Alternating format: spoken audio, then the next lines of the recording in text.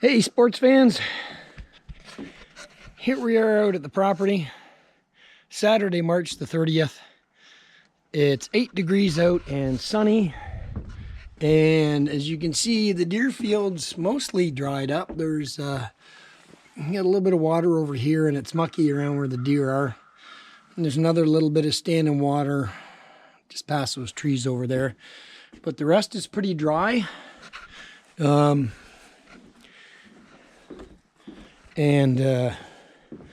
reason for that, I think, is because of the hose we hooked up that we had. Like I explained it on the last video, but we had a hose hooked up to use a siphon to siphon out from the side here where it gets really deep into the pit. And it wasn't fast, but over a week or so. And as you can see, the water's all gone from there. Like I say, there's just a little bit down there at the end, but other than that, the deer field's dry. I didn't get all the way to the feeder with the tractor this morning because it's really mucky there, but I'd got part way. And as you can see, the water here has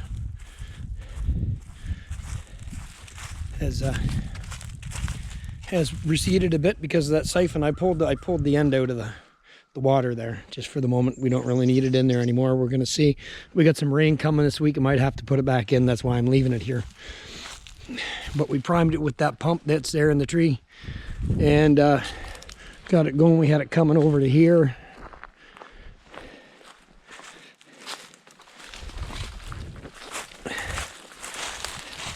And coming down, and I had it tied off to this root.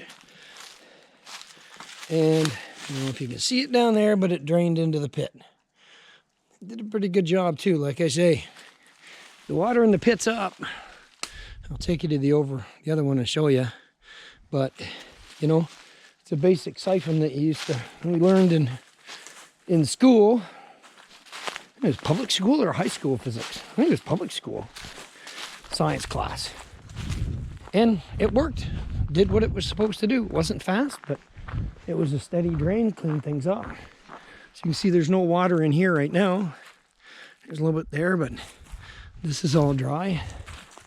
So it did its job. Of course, Ken's still got his trailer out here, which will be out here for, I think, another couple weeks until he takes it home. But that's not a problem. I think it's the end of March. We're not into heavy working season yet. As you can see, the pit is up here. It's not up as high as it ever has been, but it's still fairly high. We brought a whole bunch of pallets down today. Ken burned most of them. Oh, we only got 2 left.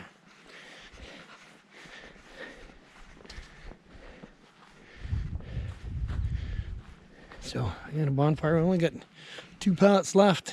We left those, I think, because we may take the plywood off of them. There's decent plywood there.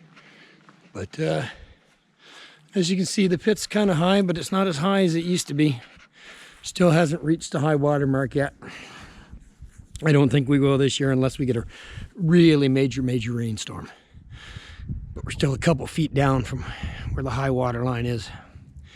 There's a little underneath the right hand big gong over there. I don't know if you can see it. There's a little marker, a little white metal marker, and that's high water line from the highest we've ever had it. So, and yeah, it's not...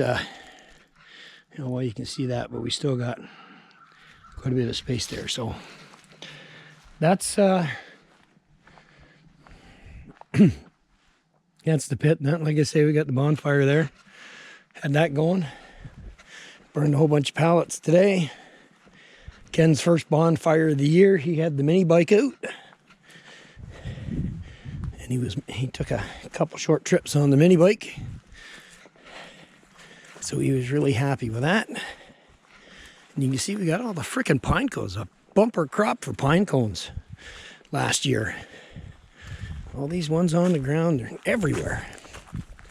Anywhere there's a pine tree, we got a crap load of pine cones.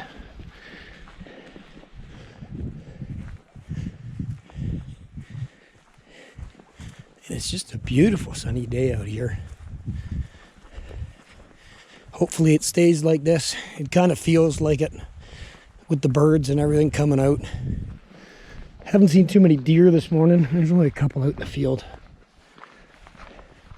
But I don't think it was a squirrely. Oh, not a chippy out. So, put some corn and some stuff out for them. Filled the feeders.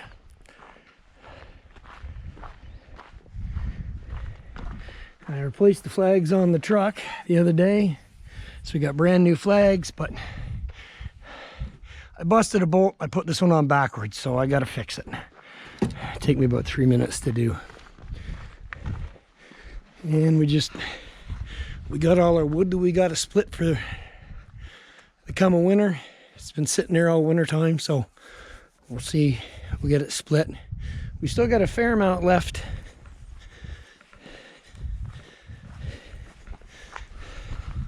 I don't know if you can see that. We got a fair amount left in here. That's all maple from last year. So we'll move that to the front to this open area here. And then from the stacks over there, we'll use that elm that's there and we'll stick that in. And get that out sometime this year, and then we can stack more in there for the next year. Because we got lots to do if we want to get at it. And like I say, it's just a beautiful sunny day out here. And we did manage to get a little bit of work done today and this week in the cabin with the lights. So this is going to be the main room light. So I got it stuck up. I got the wires coming over here now. I just got to put that in there and splice it in. We got the switch that's in here. I made a little box for it. I got our switch, so that'll be hooked up to there, and then it'll go around the pipe and come up along there and come down and feed into our box. And then we'll have power here. We'll have a light when we come in. You do have to turn on the 12-volt power. That's one thing I did find out on both these boxes. Like they work constantly, like they're on to charge the batteries. But the 12-volt doesn't work on them unless you turn it on. And we're going to turn this one on because I hooked up today. I finished the bathroom light and hooked it up. So it's working. And I will show you that. So we just click that on. Shows the little light bulb with things coming out of it. So the 12-volt power is on. And you come in here. We got our switch mounted in the wall. I got to tuck the wire in, but I got to do a little bit more work in here for doing the kitchen light. But we got two different settings in here. You can see. So we got light, and we got even brighter light. So this is like a nighttime light. You can see. And then that's daytime light. So we got power for the bathroom light. So that's going to be nice.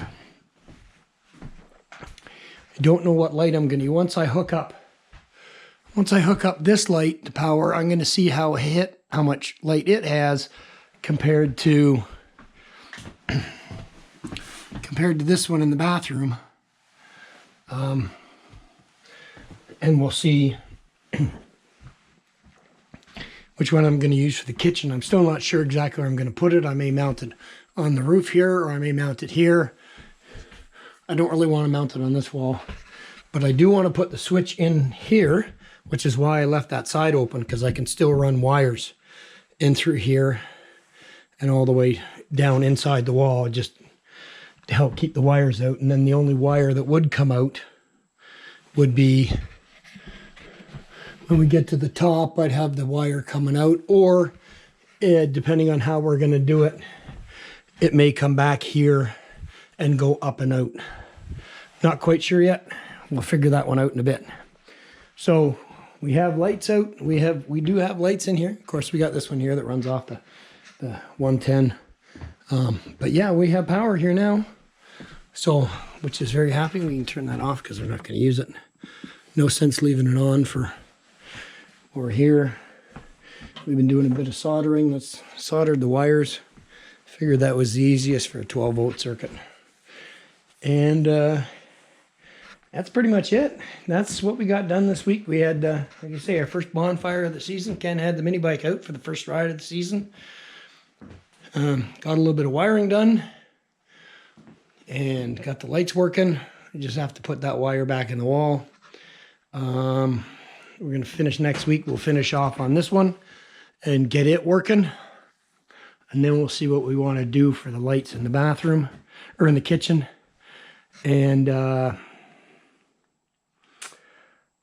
that'll be it for inside the cabin for this year once we get the lights on. And then over the summer, we got to move the wood stove, put rock underneath it. And we'll clean the pipes too. And then next year we can finish the flooring, which would be good.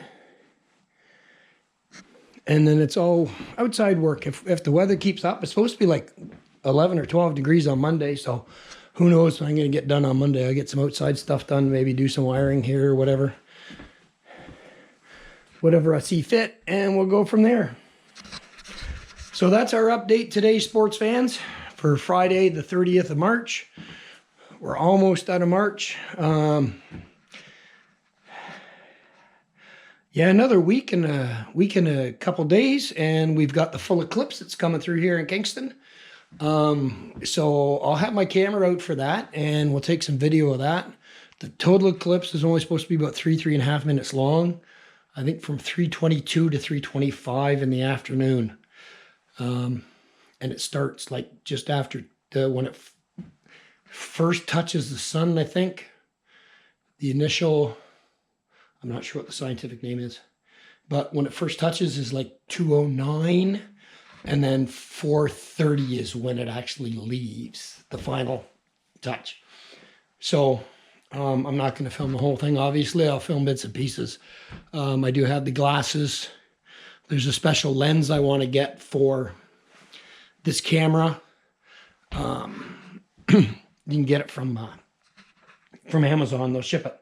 So I think I'm going to do that to take some video out here because it's going to be quite interesting. I've done a partial eclipse before here, but I've never been in a spot where there's a full eclipse. So it'd be nice, and it only comes around like once every 127 years or something like that. I've heard, I think is the number. But anyway, so that's what's going on, sports fans. That's your weekly update, and we'll get some game camera pictures on Monday, and we'll go from there. Things are going along here, and we're working away, and we'll keep updated. See you here.